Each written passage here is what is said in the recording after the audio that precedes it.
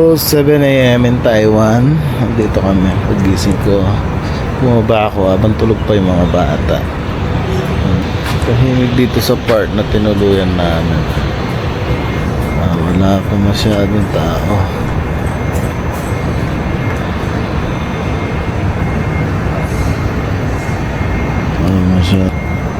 Ayun lang yung metro station. Hanap sana ako ng almusal. Tingnan ko ano masarap na almusal dito.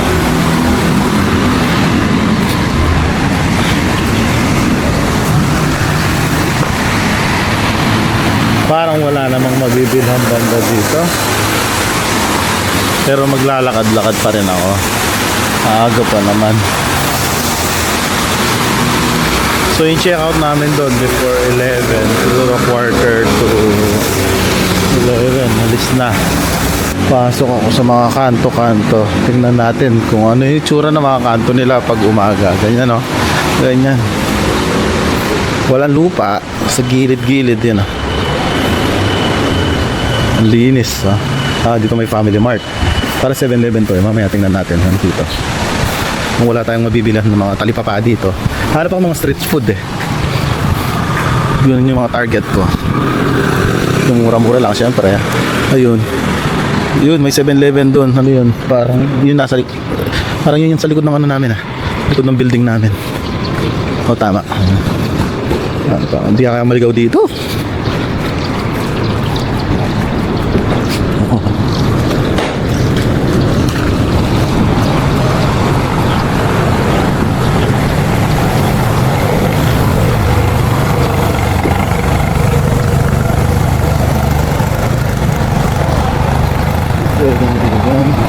Tapos ito, Family Mart na naman.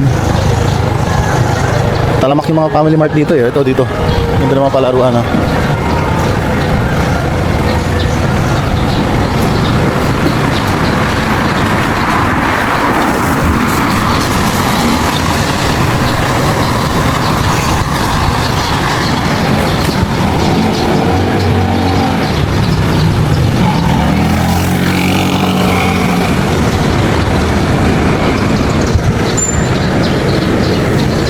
Lakad pa tayo banda dito.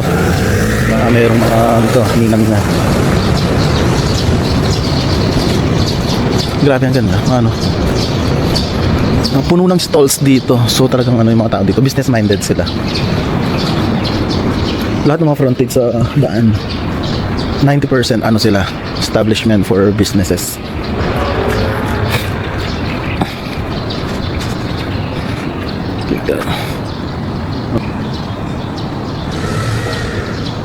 Wala akong nakita ng mga sidewalk vendors. So dito muna tayo sa 7-Eleven. Tingnan natin kung may pipili natin. Gusto ko sana yung dito.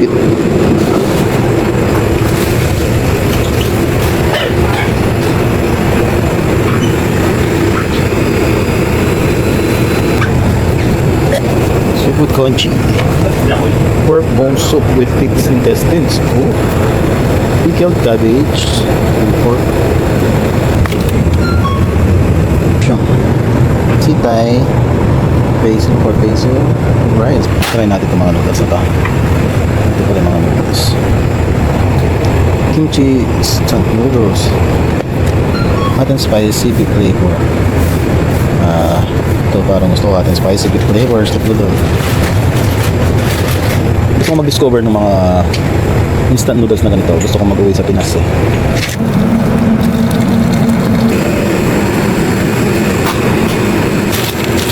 Siyempre meron tayong spoon. Kung kala mo mawawasak pero hindi, matibay siya. So, tapos meron tayong chopstick. Kala mo naman marunong ako laban na.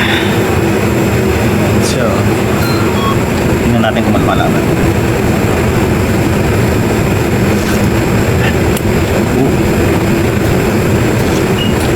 Pwede pang dito, pwede. Sarap.